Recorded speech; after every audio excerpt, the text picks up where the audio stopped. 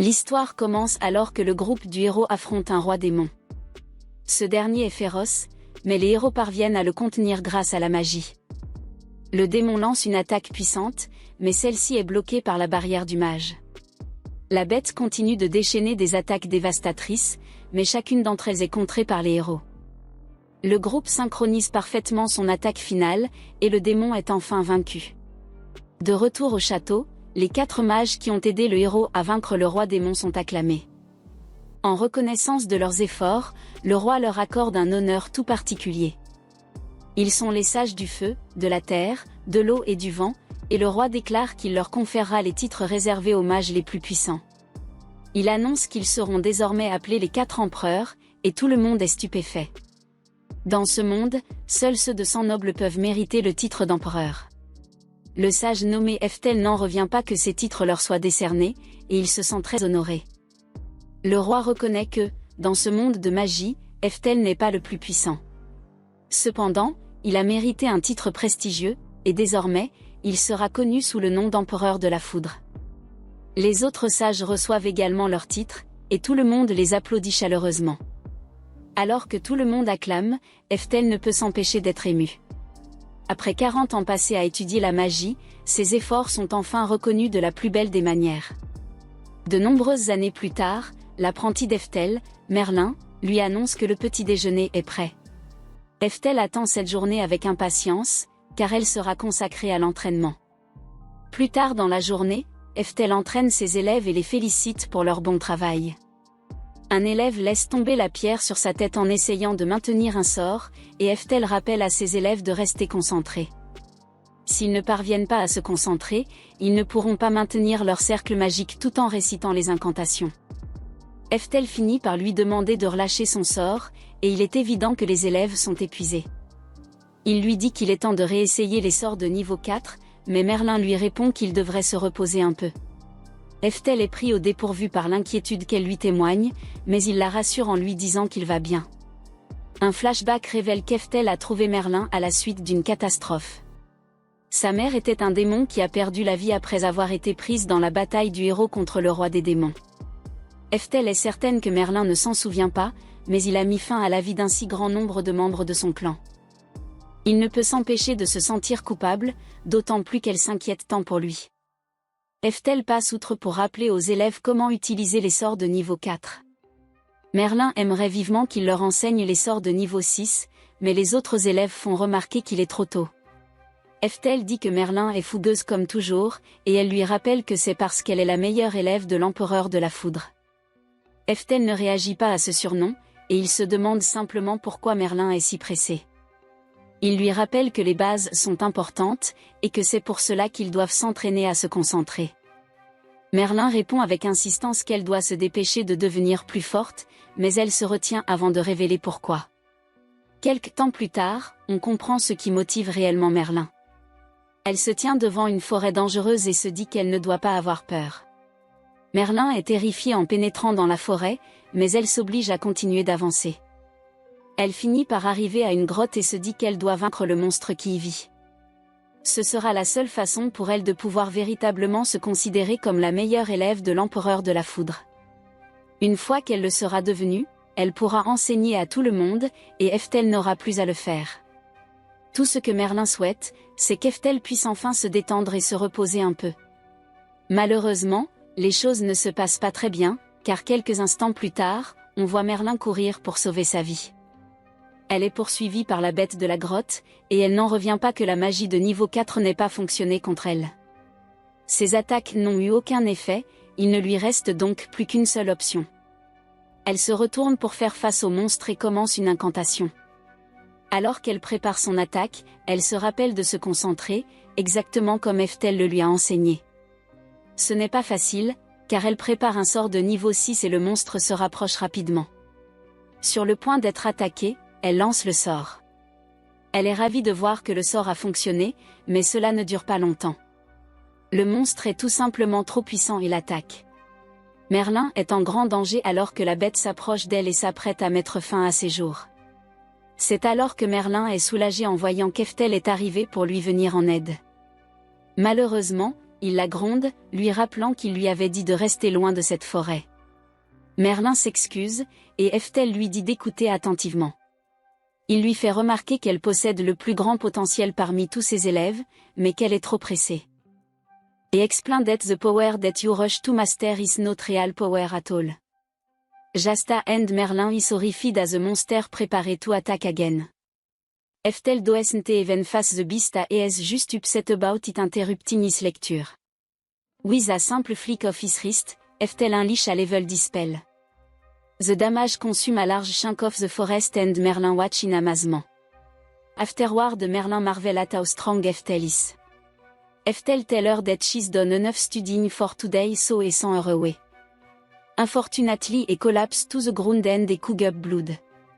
Eftel cures his sickness and he realizes that Merlin just saw him collapse. Merlin reveals that this isn't the first time and she knows that he is ill.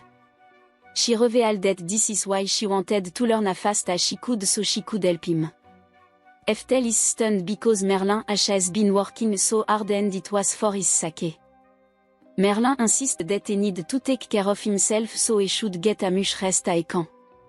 Unfortunately Eftel point out that he doesn't have much time left so he has no time to rest. Merlin can't understand why he still train magic even when he is so sick. Eftel simply explained that he want to train the talented student who come after him just like Merlin. He goes on to say that there was a time when he wanted to be the strongest in the world. Every mage want to be the greatest of all time and he was no exception. Unfortunately he has come to realize that he is never going to achieve that dream. Merlin can't believe what she's hearing because she knows just how strong he is. She says that the Lightning Emperor is the strongest of them all and she point out that even just today he used a level dispel without any effort. Eftel acknowledge this but it's still not enough. Compared to the younger mage and their talent, Eftel knows that he can't compete. Even during the battle against the Demon King he was struggling even though he was the oldest among them. The next day one of Eftel's students arrive with urgent news. He revealed that the Flame Emperor has finished his theory of magical aptitude. Eftel is stunned and he look over the details.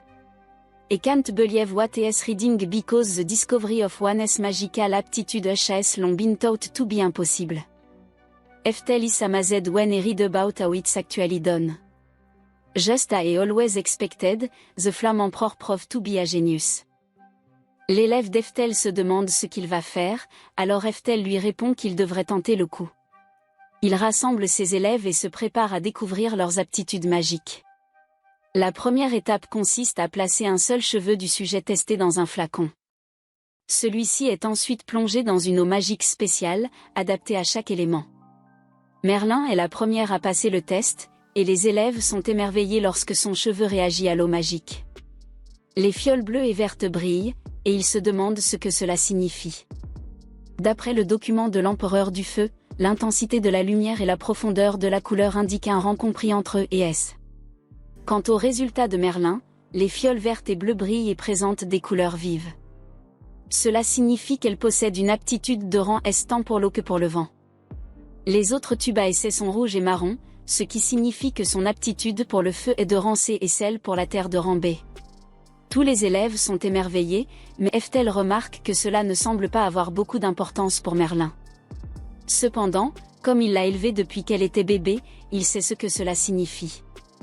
Compte tenu de ce qu'il sait de ses aptitudes magiques, les résultats de ce test sont exacts à 100%. Dans ce monde, l'apprentissage de la magie consiste actuellement à faire étudier à l'élève des sorts de base de tout type. Au bout d'un certain temps, ils déterminent alors quelle est, selon eux, leur aptitude. Mais grâce à ce test, ils pourront le savoir dès leur entrée à l'école. Eftel se corrige en réalisant qu'à partir de maintenant, ils pourront connaître l'aptitude d'une personne dès sa naissance. Cela signifie également qu'ils pourront développer leur aptitude bien plus tôt et devenir bien plus puissants. Eftel souhaite se tester lui-même, mais Merlin lui fait remarquer qu'il fait déjà partie des 4 empereurs. Les autres élèves sont curieux de voir ce que le test révélera, alors Merlin se prépare. Il se dit que même s'il ne peut pas atteindre le plus haut niveau de magie, il veut savoir s'il a jamais eu le talent pour y parvenir. Il a travaillé des centaines de fois plus dur que n'importe qui d'autre, et il a même fourni plus d'efforts que les 3 autres empereurs. La différence était abyssale, il veut donc voir ce qu'il aurait pu accomplir s'il avait connu son aptitude avec une certitude absolue. À la surprise générale, le test révèle que son eau est incolore. Incolore signifie « aucune aptitude », mais les élèves n'y croient pas. Il est impossible qu'Eftel n'ait aucune aptitude, et Eftel est d'accord. Ne pas avoir le moindre don signifie qu'aucun esprit ne vous bénira. Eftel a beaucoup de mal à accepter cela, et il se répète désespérément qu'il est l'empereur de la foudre. Merlin est convaincu qu'ils ont dû commettre une erreur, alors elle propose de réessayer. Eftel acquiesce avec enthousiasme, et ils continuent donc leur tentative. Malheureusement, quel que soit le nombre de fois où ils essaient, la fiole reste incolore. Finalement, Eftel est contraint d'admettre qu'il n'a jamais eu aucune aptitude. Il se rend compte à présent que cela est logique, car il lui a toujours fallu plus de temps que les autres pour apprendre la magie. Ce n'est que grâce à ses efforts incessants qu'il est devenu meilleur que les autres. Il en conclut que la raison pour laquelle il ne parvenait pas à battre les autres empereurs, et la raison pour laquelle ceux-ci le surpassaient toujours, était qu'il n'avait aucune aptitude magique. Alors qu'il accepte cette simple réalité, son corps recommence à s'affaiblir. Son état ne fait qu'empirer à mesure que sa toux devient plus violente, et Merlin tente de prendre soin de lui. Malheureusement, il est en si mauvaise forme qu'il lui demande de rester à l'écart, si bien qu'elle ne se rend pas compte de la gravité de la situation. Alors qu'Eftel lutte contre sa maladie, il repense à la façon dont il a toujours cru pouvoir atteindre un jour les plus hauts sommets de la magie. Cependant, quoi qu'il fasse, il n'a jamais pu surmonter cet obstacle qu'est le talent. C'est à cet instant qu'il perd tous ses rêves et tout son espoir. Il se trouve pathétique et se demande ce qui se serait passé s'il avait eu plus de temps. Sa vie commence à s'éteindre, et au lieu de partir en paix, il s'en va avec un regret sans fin. Il est submergé par la frustration, mais le temps lui manque, et sa vie touche à sa fin. C'est alors qu'une compétence mystérieuse s'active, déclenchant une seconde réincarnation. Eftel se retrouve dans un lieu lumineux, et il vient tout juste de se souvenir de quelque chose. La dernière fois qu'il était ici, c'était il y a 50 ans, et il vient tout juste de se rappeler qu'il possède la compétence de réincarnation. Une déesse apparaît devant lui, et il se souvient que c'est ici qu'il l'a rencontrée pour la première fois. C'était après avoir mis fin à sa première vie dans un monde différent du précédent. La déesse le salue et lui rappelle ce qui s'est passé. La compétence d'Eftel, appelée « indomptable », lui donne le pouvoir de persévérer vers son objectif sans jamais abandonner. Eftel est surpris, mais cela explique pourquoi il n'a jamais pu renoncer à quoi que ce soit. La déesse annonce alors que l'heure est venue pour la deuxième réincarnation d'Eftel. Tout comme la dernière fois, il peut choisir 2 compétences de départ en bonus. Elle lui propose plusieurs options, mais Eftel les refuse toutes. Il explique qu'il possède toujours toutes les connaissances magiques acquises au cours de ses 2 vies. S'il dispose simplement du temps nécessaire pour redoubler d'efforts afin de s'améliorer, c'est tout ce dont il a besoin. La déesse est surprise, mais elle comprend parfaitement. Eftel s'est hissé au rang des 4 empereurs, alors même qu'il n'avait aucun don particulier. Ce n'était pas uniquement grâce à son talent, mais aussi grâce à la force de sa volonté. Eftel est prêt, alors la déesse le réincarne une seconde fois. Peu après, Eftel se réveille dans un nouveau corps et une foule de souvenirs lui reviennent. En se regardant dans un miroir, il se rappelle qu'il est Eftel, l'empereur de la foudre. À ce moment-là, sa mère arrive pour lui dire que le petit déjeuner est prêt. Pendant qu'il mange, Eftel réfléchit à sa situation. Grâce à la compétence de réincarnation qu'a lui a donnée la déesse, Eftel en est désormais à sa 3e vie. Depuis qu'il a eu 4 ans, les souvenirs de l'ancien Eftel ont commencé à lui revenir. Il se promet que cette fois-ci, il va véritablement maîtriser la magie. Heureusement, ce dont il vient de se souvenir ce matin, c'est comment préparer l'eau pour le test d'aptitude magique. Eftel ne veut pas perdre de temps, alors il part se tester. Malheureusement, comme il s'y attendait, l'eau est à nouveau incolore. Cela signifie qu'il va très probablement atteindre ses limites lorsqu'il apprendra les sorts de niveau 10, tout comme la dernière fois. C'est alors qu'un dragon géant et terrifiant surgit de nulle part, et Eftel remarque qu'il a les yeux cramoisis. Cela montre clairement que quelqu'un a dû le mettre en colère. Le dragon est poursuivi par des chevaliers, et Eftel comprend que la capitale est en danger. Eftel se précipite à sa poursuite, mais il s'arrête en se souvenant de quelque chose. Il aurait pu aider à combattre cette bête lorsqu'il était au sommet de sa forme, mais il n'a désormais que 4 ans. Eftel se dit que s'il avait su que cela arriverait, il se serait réincarné dans un corps capable d'utiliser la magie. Il est désormais totalement impuissant et ne peut que se souvenir de l'ancien sort qu'il avait créé. C'était son propre sort original, de niveau 10. À ce moment précis, alors qu'il pense à ce sort, celui-ci s'active sans crier gare. Le cercle magique est immense et déchaîne une puissante attaque de foudre. Ce sort frappe le terrifiant dragon et le décime complètement.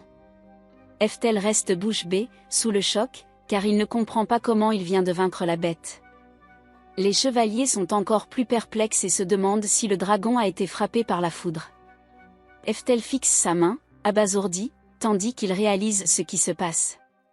Il vient de renaître dans ce monde, capable de manier les pouvoirs magiques qu'il avait atteints à l'apogée de son ancienne vie, alors qu'il n'a que 4 ans. Merci d'avoir regardé mon résumé, n'oubliez pas de liker la vidéo.